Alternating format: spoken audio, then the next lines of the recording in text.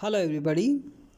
In this video, we'll try to continue our exploration on Purva Bhadrapada Nakshatra as discussed in our previous videos.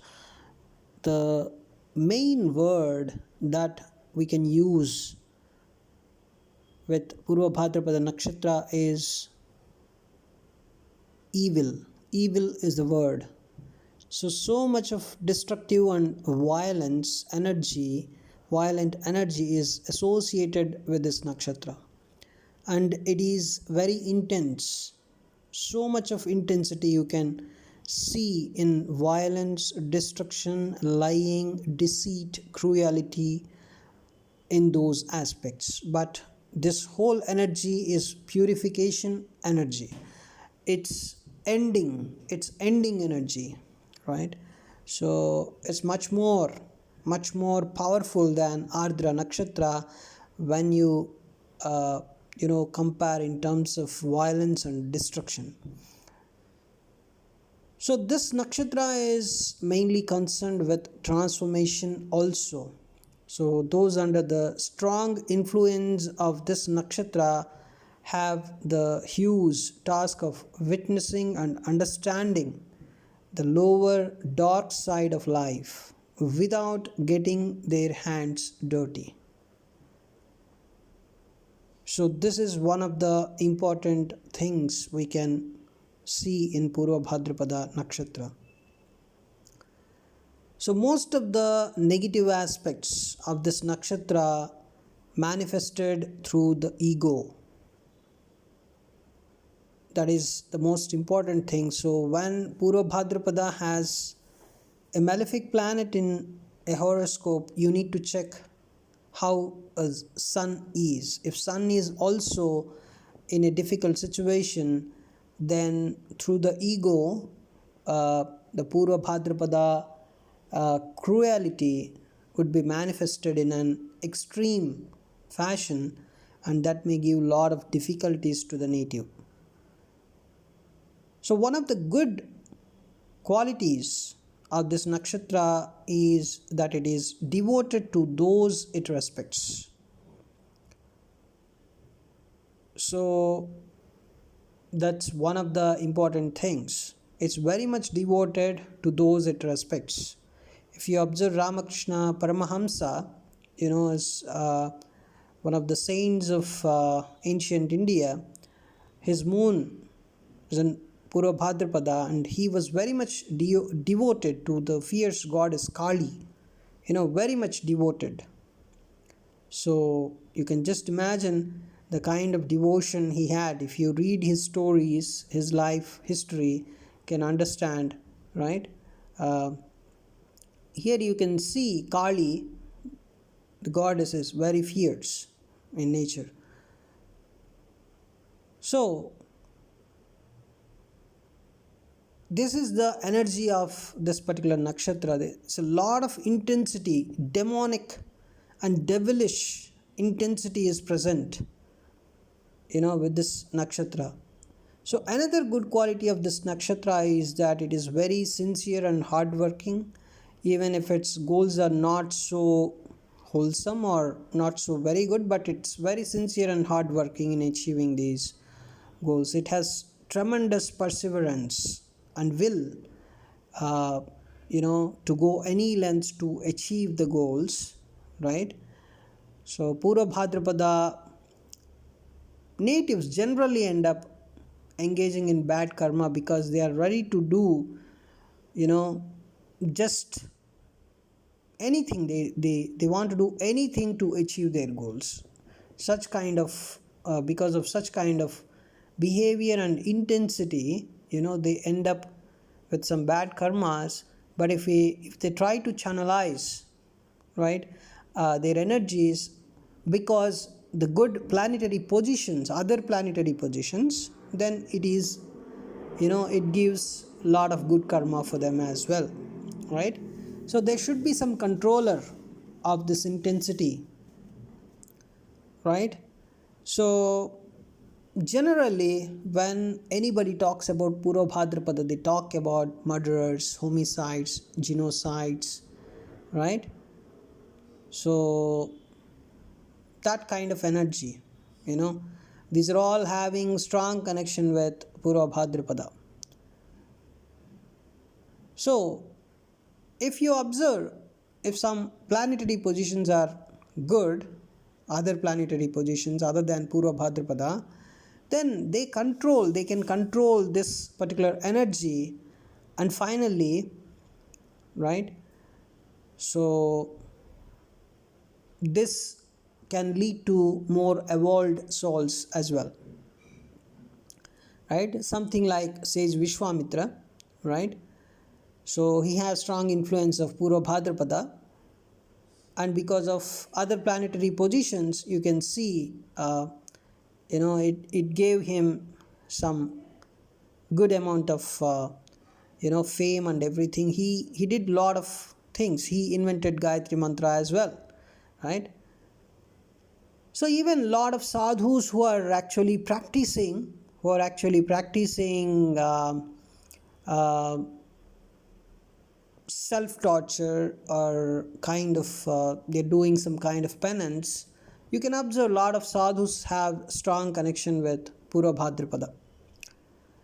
So its deity is Ajayikapada, as we discussed. One single pada is in, the Ekapada is in the Pisces sign because of that, and it is also related to destruction. Ja is creation, Aja is destruction, where you can see Ajayikapada is the sounding or the word is very much related to Purva Bhadrapada. At the same time, you can see a Purva Bhadrapada native is ready to stand on one foot for 10 years or even more if they are convinced that it is going to bring them their desired result. To get the desired result, they are even ready to stand on the single foot for so many years. Such kind of energy also you can find in this energy, in this nakshatra. Basically, this nakshatra is very, very intense. So you may think, by knowing all these things about Purva Bhadrapada nakshatra, you can easily find out a Purva Bhadrapada person among a group. But outside they look very, very normal, very general. But you can see when some confrontation comes for a group, they may react first, right? They just look very general. They look kind of 9 to 5 office job category, who speak, eat and dress like everyone else. No one can suspect these people until and unless somebody knows about their private lives. They have a private life for sure. Every Purva Bhadrapada person has some private life in which you can see they have a very, very negative things. So many activities in secret they do, and you even cannot believe, right, that they are doing such kind of activities. So they have that serious looks, right? This Purva Bhadrapada energy can give serious looks, and at the same time outside they look very normal, but they have some secret life in which they are doing lot of secretive things. It can be related to any unacceptable things. So they are basically two-faced people, you can say, right? So it's a kind of, they are doing some normal day jobs, or they are very normal to look at, and you don't suspect them generally, but they have some secret life, that in that secret life they are a bit different for sure. So, and you can see if other planetary positions are also going very, very wrong, you can see them carrying out some violent or criminal activities. So Purva Bhadrapada natives are very, very susceptible to extreme views and often end up being part of extreme fundamentalist groups as well. They are not the normal people in their private lives. They have extreme views. If some planet allows them to go in a bad path, you can see, you're just seeing them as 9 to 5 job people and they're very normal. But if some planetary position, and if that planetary position's dasha or antadasha is started, you just see them, you know uh, starting their bad activities or the secret activities in a very very extreme fashion, that too secretly, right? So because outside they want to look very normal, they don't want to look different, or they don't want to reveal all their the activities that they are doing secretly, the intense activities that they are doing secretly, right? So if the other planetary positions are very positive, they end up being sadhus, or they end up being doing some kind of penance, and that penance also uh, they do for knowledge and power. you know Basically what we can see is there is a lot of intensity in this nakshatra, and too much of intensity is always dangerous. You cannot see any nakshatra having this much of intensity. you know that intensity, people generally say ardra, aslesha, jesta, mula, these have some dreadful side associated with them. But purva bhadrapada nakshatra, it is having infinite amount of intensity. you know and if other planetary positions are not comfortable, that infinite amount of intensity can lead them to in a very very violent and destructive path, right? And if the planetary positions are good, then they have to use that intensity in some other way, right? That's where they do penance, or they try to self meditate, or they have to reduce that intensity, they have to release that intensity some way, so they will end up becoming big rishis, or or you can say sadhus, right? So amount such an amount of energy is present in this nakshatra. Even if they become artists, in every art they have that hidden side, the secretive side associated. So Purva Bhadrapada natives, like everything else, tend to oscillate between extremes, even in the sexual sphere. So all kinds of sexual perversions and phobias are seen to originate in this nakshatra. And another important energy is regretfulness, right? So they regret a lot because they have some intensity, and that is very very huge, and with that intensity generally they do some bad things, and after doing bad things they repent, right? They repent and they regret. And on a material plane, such